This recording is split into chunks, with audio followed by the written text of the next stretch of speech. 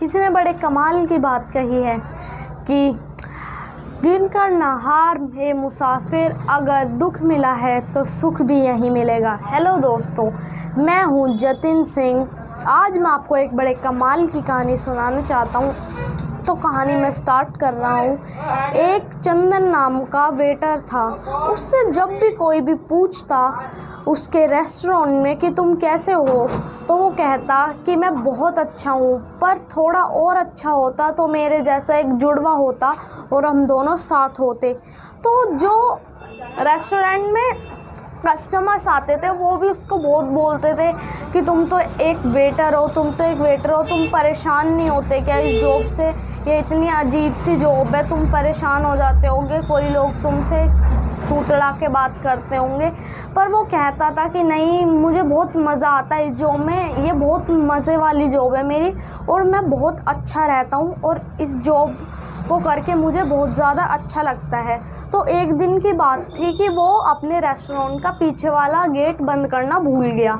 तो वहाँ से रात को चोर अंदर आ गए और चंदन के सीने पे गोलियां थान दी। तो और उन्होंने कहा कि अपनी रेस्टोरेंट की तिजोरी तक हमें लेके चलो और उसको खोल दो और हम उसमें जो भी माल है वो सब लेके चले जाएंगे।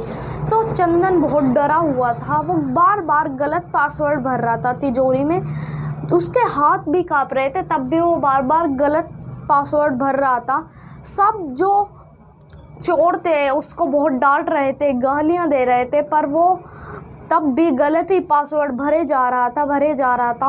उनको बहुत गुस्सा आ रहा था चोरों को, तब भी वो गलत ही पासवर्ड भरे जा रहा था। तो एक चोर को बहुत ज़्यादा गुस्सा आ गया और उसने चंदन को गोली मार दी और चंदन वहाँ बेहोश होकर गिर गया। चोरों को लगा कि चंदन मर गया तो वो वहाँ से डरकर भाग गए।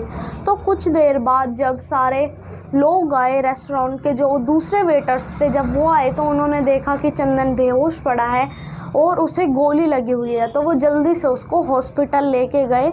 उसका 20-22 घंटे तक ऑपरेशन चला, पर डॉक्टर्स ने उसे बचा लिया।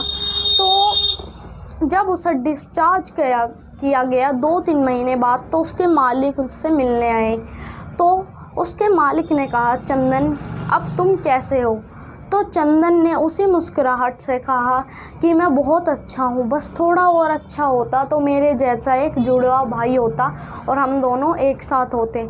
तो मालिक ने कहा कि इतना सब तुम्हारी लाइफ में हो गया, तुम्हें गोली भी लग गई, तुम्हारे साथ इतना कुछ हो गया, तब भी तुम उसी मुस्कुराहट से ये बात बोल रहे हो।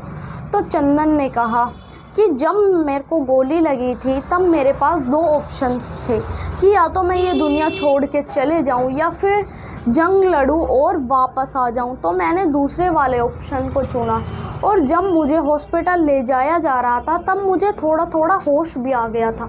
मुझे दिख रहा था, मुझे डॉक्टर्स दिख रहे थे, मुझे नर्सेज दिख रही थी, मुझे दिख रहा था कि मैं ऑपरेशन थिएटर में हूँ। तो एक नर्स ने मेरे से पूछा कि तुम्हें कोई एलर्जी है क्या? तो मैंने कहा कि मुझे गोली से एलर्जी है, बंदूक वाली। तो वहाँ सब हंसने लगे। तो चंदन ने कहा कि मैं मरा नहीं हूँ, मैं जीना चाहता हूँ, प्लीज़ मुझे जीने दो। तो उससे उनके अंदर और ज़्यादा कॉन्फिडेंस आ गया, नर्सेज और डॉक्टर के अंदर, और उन्होंने बहुत मेहनत से ऑपरेशन कर दिया।